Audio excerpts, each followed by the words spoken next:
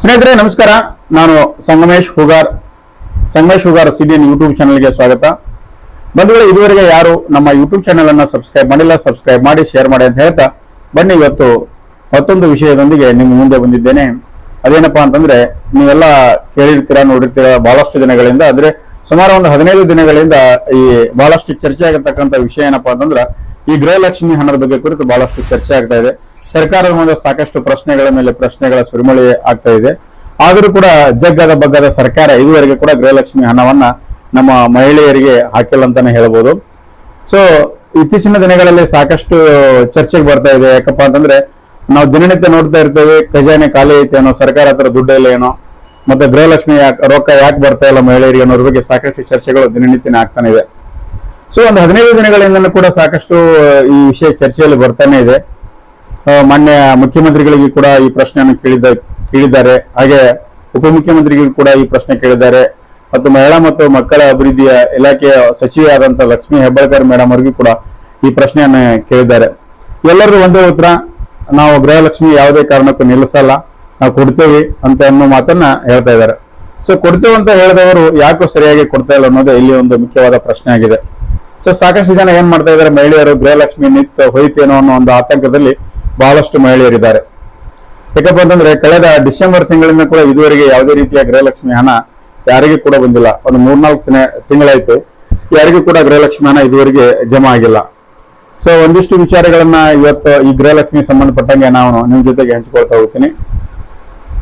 ಸರ್ಕಾರ ಸಾಕಷ್ಟು ಆರ್ಥಿಕ ಸಂಕಷ್ಟದಲ್ಲಿ ಸಿಲುಕಿದಂತೆಯೇ ಕಾಣುತ್ತದೆ. ಯಾಕಂತಂದ್ರೆ, ಪ್ರತಿಯೊಂದರಲ್ಲಿ ಎಲ್ಲಿ ಕೇಳಿದ್ರು ದುಡ್ಡಿಲ್ಲ, ಹಣ ಇಲ್ಲ ಅನ್ನುವ ಪ್ರಶ್ನೆ ಕೂಡ ಸಾಕಷ್ಟು ಅಧಿಕಾರಿಗಳಿಂದನೂ ಕೇಳಿ ಬರ್ತಾ ಇದೆ, ಸಾರ್ವಜನಿಕರಿಂದನೂ ಕೇಳಿ ಬರ್ತಾ ಇದೆ. ಕೆಲವು ಈ ಸರ್ಕಾರದ ಮಂತ್ರಿಗಳಿಂದಲೂ ಕೂಡ ಕೆಲವೊಂದು ಸಂದರ್ಭದಲ್ಲಿ ಸರ್ಕಾರದಲ್ಲಿ ಹಣದ ಕೊರತೆ ಇದೆ ಎಂಬುವ ಮಾತುಗಳು ಕೂಡ ಅವಾಗ ಕೇಳಿ ಬರ್ತಾನೆ ಇದೆ. ಸೊ ಹಾಗಾದ್ರೆ ಗೃಹಲಕ್ಷ್ಮಿಯ ಗತಿ ಏನು?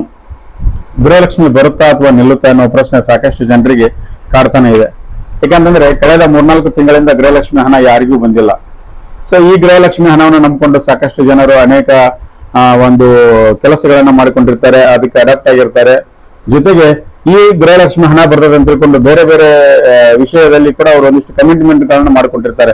ಅಂದ್ರೆ 2,000 ರೂಪಾಯಿ ಬರ್ತವೆ, ಇದಕ್ಕೂ ಹೆಲ್ಪ್ ಆಗುತ್ತೆ ಅಂತೇಳಿ ಎಲ್ಲೋ ಒಂದು ಸಾಲನ ತೆಗೆದುಕೊಂಡಿರ್ತಾರೆ, ಯಾವುದೋ ಒಂದು ಫೈನಾನ್ಸಿಯಲಿ ಲೋನ್ ಕೂಡ ಮಾಡಿರ್ತಾರೋ ಅಥವಾ ಇನ್ನೊಬ್ಬರ ಕಡೆ ಇಸ್ಕೊಂಡಿರ್ತಾರೋ, ಏನೋ ಒಂದು ಕಮಿಟ್ಮೆಂಟ್ ಅನ್ನು ಮಾಡ್ಕೊಂಡು ಈ ಗೃಹಲಕ್ಷ್ಮಿ ಹಣಕ್ಕಾಗಿ ಅದ್ರ ಜೊತೆಗೆ ಇದನ್ನ ನಾವು ಸಮಸ್ಯೆಗಳನ್ನು ಪರಿಹಾರ ಮಾಡಬಹುದು ಅನ್ನೋ ಒಂದು ವಿಚಾರದೊಂದಿಗೆ ಕೂಡ ಈ ಒಂದು ಆತಂಕದಲ್ಲಿ ಬಹಳಷ್ಟು ಜನ ಇದ್ದಾರೆ.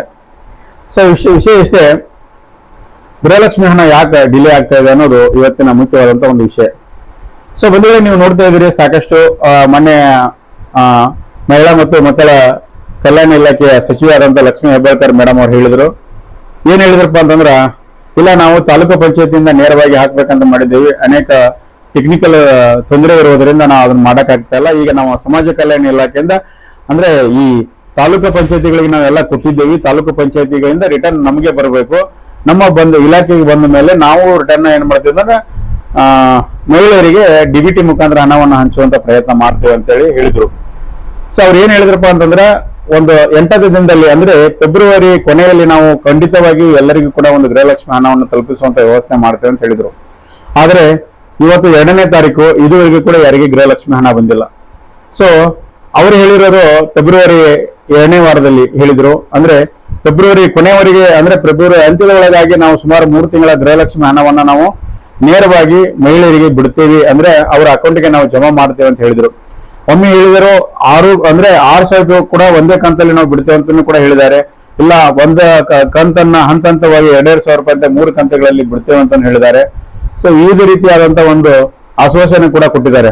ಆದ್ರೆ ಆ ಆಶ್ವಾಸನೆ ಇದುವರೆಗೂ ಕೂಡ ಈಡೇರಿಲ್ಲ ಅಂತಾನೆ ಹೇಳ್ಬೋದು. ಯಾಕಂತಂದ್ರೆ ಸಾಕಷ್ಟು ಜನ ಬ್ಯಾಂಕ್ಗಳಿಗೆ ಹೋಗ್ತಾರೆ, ಅಲದಾಡ್ತಾರೆ, ಗೃಹಲಕ್ಷ್ಮಿ ರೊಕ್ಕ ಯಾಕೆ ಬಂದಿಲ್ಲ ಅಂತ ಕೇಳ್ತಾರೆ, ಬಂದಾಯ್ತಾನ ಅಂತ ಕೇಳ್ತಾರೆ. ಯಾರಿಗೆ ಏನು ಹೇಳ್ಬೇಕು, ಉತ್ತರ ಕೊಡೋರೇ ಇಲ್ಲ ಇದಕ್ಕೆ. ಯಾಕಪ್ಪ ಅಂತಂದ್ರೆ ಎಲ್ಲ ಪ್ರಶ್ನೆ ಕೇಳೋರು ಆಗ್ಬಿಟ್ಟಿದೆ, ಉತ್ತರ ಕೊಡೋರು ಗಪ್ಪ ಕುಂತಿದ್ದಾರೆ. ಸೊ ಸರಿಯಾಗಿ ಉತ್ತರನ ಕೂಡ ಕೊಡತ್ತಾಗ್ತಾ ಇಲ್ಲ. ಮೊನ್ನೆ ಮುಖ್ಯಮಂತ್ರಿಗಳು ಒಂದ್ ಕಡೆ ಹೇಳ್ತಾರೆ, ಹೌದಾ ನನಗೆ ಗೊತ್ತಿಲ್ಲಲ್ಲ, ನಾ ಕೇಳಿ ಹೇಳ್ತೀನಿ, ನಾ ನೋಡಿ ಹೇಳ್ತೀನಿ ಅಂತಾರೆ. ಮೊನ್ನೆ ಉಪಮುಖ್ಯಮಂತ್ರಿಗಳು ಹೇಳ್ತಾರೆ, ನೋಡೋಣ, ಚೆಕ್ ಮಾಡ್ತೀವಿ, ಅಥವಾ ನಾವು ಯಾವುದೇ ಕಾರಣಕ್ಕೂ ಗೃಹಲಕ್ಷ್ಮಿ ಹಣವನ್ನು ನಿಲ್ಲಿಸುವ ಪ್ರಶ್ನೆ ಇಲ್ಲ, ನಾವು ಕೊಡ್ತೇವೆ ಅಂತ ಹೇಳ್ತಾರೆ. ಮತ್ತೆ ಇನ್ನೊಬ್ಬರು ಸಚಿವರು ಹೇಳ್ತಾರೆ, ಜಾರ್ಜ್ ಅವರು ಹೇಳ್ತಾರೆ, ಇದೇನು ತಿಂಗಳ ಕೊಡ್ಲಿಕ್ಕೆ ಸಂಬಳನ, ಸರಿಯಾದ ಸಮಯಕ್ಕೆ ಕೊಡ್ಲಿಕ್ಕೆ ಸಂಬಳನ ಅಂತ ಹೇಳ್ತಾರೆ. ಸೊ ಪ್ರಶ್ನೆ ಬಂದಿರೋದು ಸರಿಯಾದ ಸಮಯಕ್ಕೆ ಕೊಡಲಿಕ್ಕೆ ಸಂಬಳನ ಅಂತ ಅನ್ನುವಂತ ಸಚಿವರು ಸೊ ಗ್ಯಾರಂಟಿ ಕೊಡುವಂತ ಆಶ್ವಾಸನೆಯಲ್ಲಿ ಅಂದ್ರೆ ಗ್ಯಾರಂಟಿ ಕೊಡುವಂತ ಸಂದರ್ಭದಲ್ಲಿ ಸಾರ್ವಜನಿಕರಿಗೆ ನೀವು ತಿಂಗಳ ಕೊಡ್ತೀನಿ ಅಂತ ಹೇಳಿದ ಮೇಲೆ ತಿಂಗಳ ಕೊಡಬೇಕಾದದ್ದು ನಿಮ್ಮ ಕರ್ತವ್ಯ, ಕೇಳಬೇಕಾದದ್ದು ಸಾರ್ವಜನಿಕರ ಕರ್ತವ್ಯ. ಅವ್ರು ಕೇಳ್ತಾ ಇದ್ದಾರೆ ಯಾಕೆ ಬಂದಿಲ್ಲ ಅಂತೇಳಿ. ಅದರ ಜೊತೆಗೆ ಮಾಧ್ಯಮಕ್ಕೂ ಕೂಡ ಪ್ರಶ್ನೆಗಳನ್ನ ಎತ್ತುತ್ತಾ ಇದ್ದೇವೆ, ಇದುವರೆಗೆ ಯಾಕೆ ದುಡ್ಡು ಬಂದಿಲ್ಲ, ಗೃಹಲಕ್ಷ್ಮಿ ರೊಕ್ಕ, ಸಾರ್ವಜನಿಕರು ಇದರಿಂದ ಸಾಕಷ್ಟು ಸಮಸ್ಯೆ ಆಗ್ತಾ ಇದೆ, ನೀವು ಕೊಡ್ತೀನಿ ಅಂತ ಹೇಳಿದಿರಿ ಅಂತೇಳಿ. ಜೊತೆಗೆ ವಿರೋಧ ಪಕ್ಷಗಳು ಕೂಡ ಅಷ್ಟೇ ಒಂದು ಟೀಕೆಯನ್ನ ಮಾಡ್ತಾ ಇದ್ದಾವೆ. ಹಾಗಾಗಿ ಗೃಹಲಕ್ಷ್ಮಿ ಹಣ ಯಾವಾಗ ಬರುತ್ತೆ ಅನ್ನೋ ಒಂದು ಪ್ರಶ್ನೆ ತುಂಬಾ ಈ ನಮ್ಮ ಗೃಹಲಕ್ಷ್ಮಿಯರಿಗೆ ಅಂದ್ರೆ ಮನೆಯ ಯಜಮಾನಿತಿಗೆ, ಮನೆಯ ಮಹಿಳೆಗೆ, ಹಿರಿಯ ಸದಸ್ಯರಿಗೆ ಬಹಳಷ್ಟು ಕಾಡ್ತಾ ಇದೆ. ಇದು ಯಾವಾಗ ಬರ್ತದೆ ಅನ್ನೋದು ಒಂದು ದೊಡ್ಡ ಪ್ರಶ್ನೆಯಾಗಿ ಉಳಿದಿದೆ. ಹಾಗಾಗಿ ಇನ್ನು ನೋಡೋಣ ಈ ಮಾರ್ಚ್ ತಿಂಗಳಲ್ಲಾದರೂ ಇದನ್ನ ಬಿಡುಗಡೆ ಮಾಡ್ತಾರಂತ. ಯಾಕಂತಂದ್ರೆ ಇದು ಆಗ್ಲೇ ಫೈನಾನ್ಷಿಯಲ್ ಇಯರ್ ಕ್ಲೋಸಿಂಗ್ ಅಂದ್ರೆ ಆರ್ಥಿಕ ವರ್ಷದ ಕೊನೆಯ ತಿಂಗಳಾಗಿರೋದ್ರಿಂದ ಇನ್ನೇನು 2024 ಮಾರ್ಚ್ ವರೆಗೆ ಮುಗಿದ್ರೆ ಇದು 2024-25 ಒಂದು ಫೈನಾನ್ಷಿಯಲ್ ಇಯರ್ ಕ್ಲೋಸ್ ಆಗಿ ಹೋಗುತ್ತೆ. ಇನ್ನು 25-26 ನೆಕ್ಸ್ಟ್ ಇಯರ್ ಬರ್ತೈತಿ. ಸೊ ಈ ಮಾರ್ಚ್ ತಿಂಗಳ ಒಳಗಡೆ ಆದ್ರೂ ಬಿಡ್ತಾರ ಅನ್ನೋ ಒಂದು ಪ್ರಶ್ನೆ ಎಲ್ಲರಲ್ಲಿ ಕಾಡ್ತಾ ಇದೆ. ಯಾಕಂತಂದ್ರೆ ನಾವು ಸೋಷಿಯಲ್ ಮೀಡಿಯಾಗಳಲ್ಲಿ ನೋಡ್ತಾ ಇದ್ದೇವೆ, ಕೆಲವೊಂದು ಜಿಲ್ಲೆಗಳಲ್ಲಿ ಬಂದಿದೆ ಅಂತ ಹೇಳ್ತಾರೆ, ಇನ್ನು ಕೆಲವೊಂದು ಜಿಲ್ಲೆಗಳಲ್ಲಿ ಬಂದಿಲ್ಲ ಅಂತ ಹೇಳ್ತಾ ಇದ್ದಾರೆ. ಎಲ್ಲೋ 1-2-3 ಟ್ರಾನ್ಸ್ಫರ್ ಆಗಿದೆ ಅಂತ ಹೇಳ್ತಾ ಇದ್ದಾರೆ. ಸೊ ಅದು ನಿಖರವಾಗಿ ಕನ್ಫರ್ಮ್ ಆಗಿ ಇಲ್ಲ. ಯಾಕಂತಂದ್ರೆ ಯಾರಿಗೆ ದುಡ್ಡು ಜಮಾ ಆದ್ರೆ ನೇರವಾಗಿ ಅವ್ರಿಗೆ SMS ಹೋಗುತ್ತೆ. SMS ಹೋದ ತಕ್ಷಣ ಅವ್ರು ಅರ್ಥ ಮಾಡ್ಕೊಳ್ತಾರೆ ಗೃಹಲಕ್ಷ್ಮಿ ಹಣ ನಮಗೆ ಜಮಾ ಆಗಿದೆ ಅಂತ ಹೇಳ್ತಾ ಇದ್ದಾರೆ. ಸೊ ಕಳೆದ 4 ತಿಂಗಳಿಂದ ಇದುವರೆಗೆ ಯಾರಿಗೂ ಕೂಡ ಗೃಹಲಕ್ಷ್ಮಿ ಹಣ ಜಮಾ ಆಗದಿರೋದ್ರಿಂದ ಸಾಕಷ್ಟು ಮಹಿಳೆಯರು ಬ್ಯಾಂಕಿಗೆ ಅಲದಾಡುವುದನ್ನು ತಪ್ಪಿಸಿಲ್ಲ. ಮತ್ತೆ ಕೆಲವೊಂದು ಜನ ಏನ್ ಮಾಡ್ತಾ ಇದಾರಪ್ಪ ಅಂತಂದ್ರೆ ಬಂದ್ ಆಯ್ತು ಏನೋ ಅನ್ನೋ ಪ್ರಶ್ನೆ ಕೂಡ ಅವ್ರಿಗೆ ಕಾಡ್ತಾ ಇದೆ. ಯಾಕಂತಂದ್ರೆ ಅದಕ್ಕೆ ಸರಿಯಾದ ಉತ್ತರ, ನಿಖರವಾದಂತ ಉತ್ತರ ಇನ್ನೂ ಕೂಡ ಯಾರು ಕೊಟ್ಟಿಲ್ಲ. ಬಂದ್ ಆಯ್ತು ಅಂತ ಕೂಡ ಯಾರಿಗೆ ಹೇಳಕ್ ಆಗ್ತಾ ಇಲ್ಲ. ಯಾಕಂತಂದ್ರೆ ಅದು ಸರ್ಕಾರನೇ ಅದಕ್ಕೆ ನೇರವಾಗಿ ಹೇಳಿದಾಗ ಅದಕ್ಕೆ ಉತ್ತರ ಸರಿಯಾದ ಸಮಯದಲ್ಲಿ ಸಿಗ್ತೈತಿ. ಸೊ ಇದುವರೆಗೂ ಕೂಡ ಗೃಹಲಕ್ಷ್ಮಿ ಹಣ ಯಾವುದೇ ಕಾರಣಕ್ಕೂ ಬಂದ್ ಆಗಿಲ್ಲ. ಆದ್ರೆ ಬರುವಂತ ಒಂದು ಅವಕಾಶ ಇದೆ. ಸೊ ಅದು ಯಾವಾಗ ಆಗ್ತಾರೆ ಅಂತ ಕನ್ಫರ್ಮ್ ಆಗಿ ಯಾರಿಗೂ ಕೂಡ ಹೇಳಕ್ ಆಗ್ತಾ ಇಲ್ಲ. ಮಾಧ್ಯಮಗಳಲ್ಲಿ ಹೇಳ್ತಾ ಇದ್ದಾರೆ ನಾಳೆನೇ ಜಮಾ ಆಗುತ್ತೆ, ನಾಡಿದ್ದೇನೆ ಜಮಾ ಆಗುತ್ತೆ, ಹಾಗೂ ಜಮಾ ಆಗುತ್ತೆ, ಈಗೂ ಜಮಾ ಆಗುತ್ತೆ, ಇವತ್ತೇ ಜಮಾ ಆಗುತ್ತೆ ಅಂತ ಹೇಳ್ತಾರೆ. ಸೊ ಸರ್ಕಾರ ಕರೆಕ್ಟ್ ಆಗಿ ಹಾಕಿದ ಮೇಲೆನೆ ಗ್ರಾಹಕರಿಗೆ ನೇರವಾಗಿ ಅವ್ರಿಗೆ SMS ಹೋದ್ಮೇಲೆ ನಿಮ್ಮ ಅಕೌಂಟ್ಗೆ ಇಷ್ಟು ಅಮೌಂಟ್ ಡೆಬಿಟ್ ಅಂದ್ರೆ ಕ್ರೆಡಿಟ್ ಆಗಿದೆ ಅಥವಾ DBT ಆಗಿದೆ ಅಂತ ಹೇಳಿ ಅವ್ರಿಗೆ SMS ಹೋದ್ಮೇಲೆ ಅದು ಕನ್ಫರ್ಮ್ ಆದಂಗೆ. ಅಲ್ಲಿವರೆಗೂ ಕೂಡ ಯಾವುದೇ ಕಾರಣಕ್ಕೂ ಅದು ಕನ್ಫರ್ಮ್ ಆಗೋದಿಲ್ಲ. ಸೊ ದಯವಿಟ್ಟು ಯಾರು ಕೂಡ ಗೃಹಲಕ್ಷ್ಮಿ ಹಣ ಬಂದ್ ಆಯ್ತು ಅಂತ ತಿಳ್ಕೊಬೇಡಿ. ಯಾಕಂದ್ರೆ ಸರ್ಕಾರ ಅದು ಅಧಿಕೃತವಾಗಿ ನಾವು ಬಂದ್ ಮಾಡಿದೆ ಅಂತ ಘೋಷಣೆ ಆಗುವವರೆಗೂ ಅದು ಕೂಡ ಬಂದ್ ಆಗೋದಿಲ್ಲ.